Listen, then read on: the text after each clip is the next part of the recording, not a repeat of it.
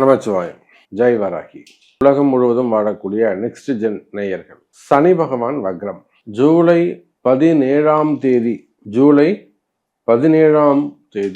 வாக்கிய பஞ்சாங்கத்தின்படியும் அதே போல திருக்கணிதத்தின்படி 27 வரை ஒரு 10 நாள் வித்தியாசம். ஜூலை 27 திருக்கணிதம். அப்ப எப்படி பார்த்தாலும் ஜூலை 17 சனி வக்ரம் ஆரம்பம். சார், இந்த சனினால எப்பேற்பட்ட ஜாம்பவானும் எப்பேற்பட்ட ஒரு ராஜாவும் படாத கஷ்டப்படுறாங்க.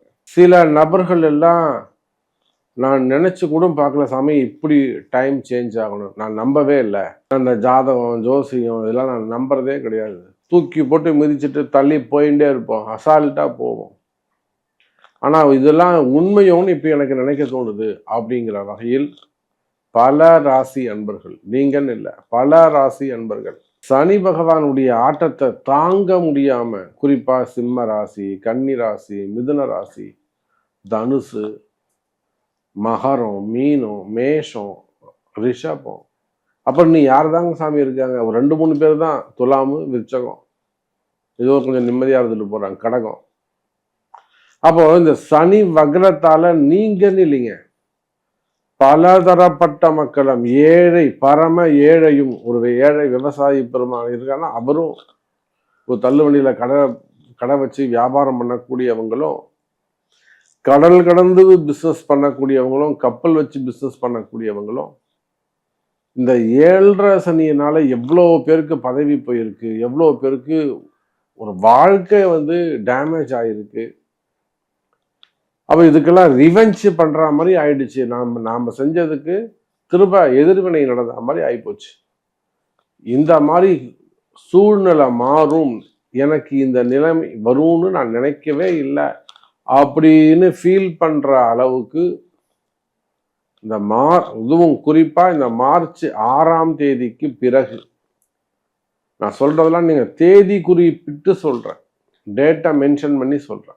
இந்த மார்ச் 6ஆம் தேதிக்கு பிறகு உங்க வாழ்க்கை படிப்படியாக எல்லாமே தலைகீழ மாற ஆரம்பிச்சிருக்கும். டோட்டலா சேஞ்ச் ஆயிருக்கும்.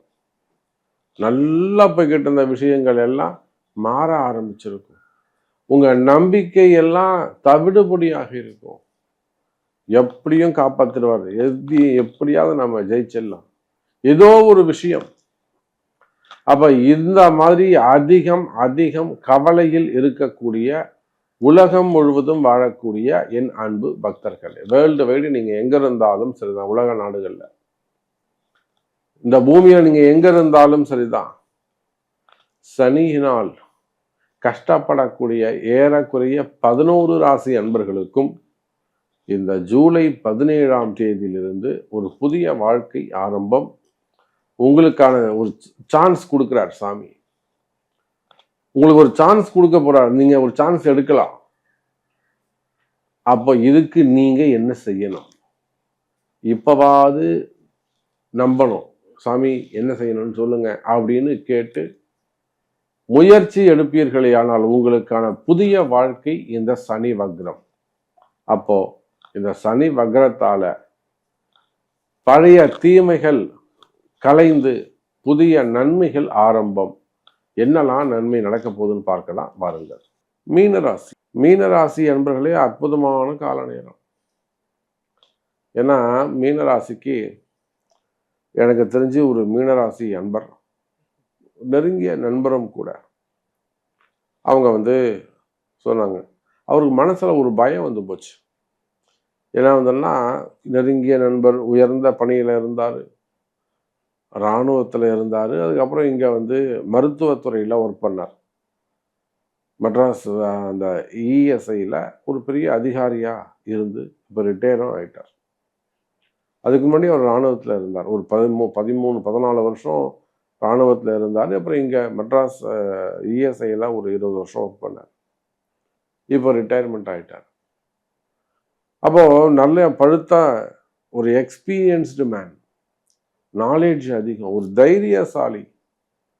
அவரே கூட என்ன பயப்படுறாருன்னா, இது சார் எனக்கு ஜென்ம சனி நடக்குது ஜி, எனக்கு ஜென்ம சனி நடக்குதுங்க ஜி, இந்த ஜென்ம சனி கண்டத்தை நான் தாண்டுவனா அப்படின்னு அவருக்கு ஒரு பயம். அப்போ உடல்நிலை ஆரோக்கியம் சம்பந்தமாக மனசுல பயம் இருக்கக்கூடிய மீன ராசி அன்பர்களே, பயம் ஏதோ வயசானவங்களுக்கு தான் வருதுன்னு இல்லை, சின்ன பசங்க சின்ன குழந்தைகளை பற்றிய கவலைகளாக இருக்கலாம். இப்போ இன்னைக்கு ஒரு குழந்தை பிறக்குது, அது மீன ராசியில பிறக்குதுன்னா அந்த குழந்தை 7.5 சனியில பிறந்துக்குன்னு அர்த்தம். அந்த குழந்தை 7.5 சனியில பிறந்திருக்குன்னு அர்த்தம். அப்போ ஒன்று அந்த குழந்தைக்கு ஒரு பாதிப்பு ஏற்படும், அப்படி இல்லைன்னா அந்த பெற்றோர்களுக்கு அவங்க அப்பாவுக்கு ஒரு வேலை போகும், இல்லைன்னா வேலையை விட்டு வேற வெளியூர் போவார், இல்லை வீட்டம்மா கூட சண்டை போடுவார், இல்லைன்னா அவங்க ஒற்றுமை இருக்காது, இவங்களுக்குள்ள மனசுல ஒரு பயம் இருக்கும், இல்லை அந்த அம்மாவுக்கு தாய்க்கு ஏதேனும். அப்போ இந்த 7.5 சனி அவங்க பெற்றோர்களுக்கு வேலை செய்யும். புரியுதா? அப்போ இந்த மனக்குழப்பம் மன பயம் என்பது ஏதோ வயசானவங்களுக்கு ரிட்டையர்ட் பர்சனுக்கு தான் வரும்னு இல்லை, உடல்நிலை ஆரோக்கியம் என்பது ஏதோ வயசானவங்களுக்கு மட்டுமே வரும்னு இல்லை, சின்ன பிறந்த குழந்தையில் இருந்து. நான் அதுதான் சொன்னேன், உதாரணத்தோட சொன்னேன். அதுக்கெல்லாம் பால அரிஷ்டம்னு பேர். சில குழந்தைகளுக்கு பிறந்த உடனே 8 மாசத்துல பிறந்துருது, அல்லது அவருக்கு அதாவது அவர் அன்கம்ப்ளீட்டா பிறக்கிறது, இல்லைன்னா ரொம்ப வெயிட் கம்மியா பிறக்கிறது. அப்புறம் அந்த வெயிட்டை கொண்டு வர்றதுக்கு கொஞ்சம் கஷ்டப்படுவாங்க, தேத்தி கொண்டு வந்துடுவாங்க, இல்லை ஆர்கன்ஸ் சிலதெல்லாம் சரியில்லாமல் இருக்கிறது. அப்போ பிறந்த குழந்தைகள் ஆட்டிசம் ப்ராப்ளமாக இருக்கிறது, இதெல்லாம் கர்ம வினைன்னு பேர் சார். இதெல்லாம் கர்ம வினைன்னு பேர் சார். கர்மா சும்மா விடாது. இந்த கர்மாக்கு யார் சார் காரண கர்த்தா? சனி பகவான். இது எல்லாத்துக்கும் யாரு காரண கர்த்தானா சனி பகவான் தான் ஆள், அதுக்கு ஓனரு. அந்த சனி பகவான் இவ்வளோவும் எதுக்கு சொல்றேன்னா, இந்த கர்ம காரகன்னு சொல்லக்கூடிய கரு நிறமுடைய சனி பகவான் இருப்பது மீன ராசியில். அப்போ இவ்வளோ கஷ்டத்தை அனுபவிக்கக்கூடிய சனி ஒரு வீட்டில் இருந்தாருன்னா அடுத்து என்ன செய்யறதுன்னு தெரியாது. அப்படி அபரிமிதமா ஒரு நம்பிக்கையோட செஞ்சாங்கன்னா விளிம்பு வரலும் போவாங்க, கடைசியில் அதை தோத்துட்டு வெளியில வருவாங்க. இவங்க செய்த கர்மாக்கள் இவங்களை சுத்தி சுத்தி வந்துகிட்டு இருக்கும். இதுதான் மீனராசி. அப்போ ஜென்ம சனியால் பிறந்த குழந்தை முதல், அதுக்குதான் உதாரணம் சொன்னேன், பிறந்த குழந்தை முதல் ஒரு 5 வயசு 8 வயசு அவர் கஷ்டப்படக்கூடிய ஆட்டிசம் ப்ராப்ளமா இருக்கலாம். அதுக்கப்புறம் கொஞ்சம் சரியாயிடும். அப்புறம் அதே போல மிடில் ஏஜில் இருக்கக்கூடியவங்க, உடல்நிலை ஆரோக்கியம் கஷ்டப்படக்கூடியவங்க, ஆப்ரேஷன்ஸ் வச்சிருக்கக்கூடியவங்க, அதே போல் வேலை வாய்ப்புகளில் கஷ்டப்படக்கூடியவங்க, பிஸ்னஸில் கஷ்டப்படக்கூடியவங்க, மெயினாக ஷேர் மார்க்கெட்டில் ஸ்டாக் மார்க்கெட்டில் பணத்தை போட்டுட்டு பலவிதமான சிக்கலில் போய் மாட்டிக்கிறது. ஒரு 100 கோடி 80 கோடி இவங்க காசு மட்டும் இல்லை, ஒரு 100 பேர் காசு இருக்கும். அது அப்புறம் கமிஷன் ஆஃபீஸில் போய் ஒரு கம்ப்ளைண்ட் கொடுத்து இவரை தூக்கி உள்ளே வச்சு வெளியில் வச்சு ஜாமீன் எடுத்து இப்படியெல்லாம் பண சிக்கலில் போகும். இதுக்கே பணம் காசு செலவாகும். அது மாதிரி நிறைய பேரை நான் பார்த்துருக்கிறேன். நம்ம இடத்துல வந்துருக்குறாங்க. Share market, stock market, gold market, silver market, textile business, பெரிய பெரிய மில்லுங்க வச்சு நடத்தக்கூடியவங்க, ஹோல்சேல் பிஸ்னஸ் பண்ணக்கூடியவங்க, ஷோரூம்ஸ் வச்சு நடத்தக்கூடியவங்க, புரியுதுங்களா? ஷோரூம்ஸ் வச்சு நடத்தக்கூடியவங்க, அதே போல் சூப்பர் மார்க்கெட்டாக இருக்கலாம், மெடிக்கல் சென்டராக இருக்கலாம், டாக்டர்ஸாக இருக்கலாம், ஹாஸ்பிட்டல்ஸு, கார்ப்பரேட் நிறுவனங்கள், தொழில் நிறுவனங்கள், கம்பெனிகள், மல்டி பிஸ்னஸ் பண்ணக்கூடியவங்க, அரசியல் குடும்பங்களைச் சேர்ந்தவர்கள்,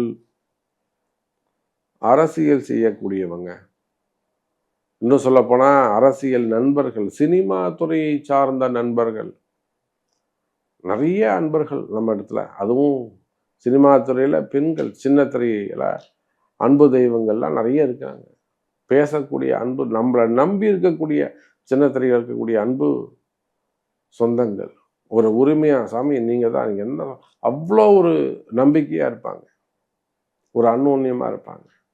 அப்போ சினிமா துறையில் இருக்கக்கூடிய நண்பர்கள் ஆண் பெண்களாக இருக்கலாம், அரசியல் குடும்பங்களாக இருக்கலாம், ஆன்மீகத்தில் திருப்பதி போன்ற இடங்கள்ல, இல்லை ஹெச்ஆர்என்சி போன்ற இடங்கள்ல அதிகாரிகளாக இருக்கலாம்.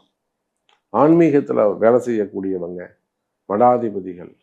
அப்ப நீங்க யாராக இருந்தாலும் சரிதான், மீன ராசி அன்பர்களே, இந்த சனி பகவான் வக்ரம் உங்களுக்கு 7.5 சனி வேலை செய்யாது, ஜென்ம சனி வேலை செய்யாது. நீங்க நிம்மதியா இருக்கலாம். காற்றுள்ள போதே தூற்றிக்கொள் என்ற வார்த்தைக்கு இணங்க இந்த 6 மாசத்துல அடுத்த 5 வருஷத்துக்கு தேவையானதை செட்டில் பண்ணி வச்சிருங்க. நல்லது நடக்கும். நிறைய விஷயங்களை கேட்டு தெரிஞ்சுக்கோங்க. டவுட்டை கிளியர் பண்ணிக்கோங்க. நல்லது நடக்கும். மீன ராசி அன்பர்கள்.